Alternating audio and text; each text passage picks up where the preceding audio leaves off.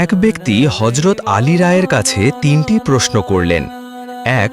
আল্লাহ আছেন এটা আপনি কিভাবে প্রমাণ করবেন? ২. কদর কি? ৩.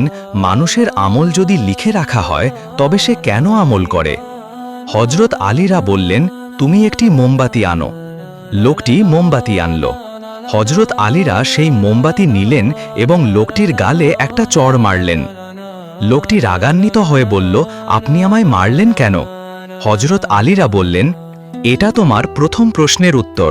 মোমবাতির আলোতে আমি তোমায় দেখতে পেয়েছি, ঠিক যেমন আল্লাহর অস্তিত্ব দেখা না গেলেও তার নিদর্শন যেমন সূর্য, চাঁদ, সৃষ্টি দিয়ে বোঝা যায়। এটা দ্বিতীয় প্রশ্নের উত্তর।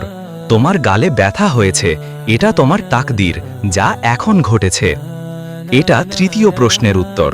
তুমি বলছো তোমার গালে ব্যথা হয়েছে, এটা প্রমাণ করে তুমি জানো, বোঝো এবং অনুভব করো।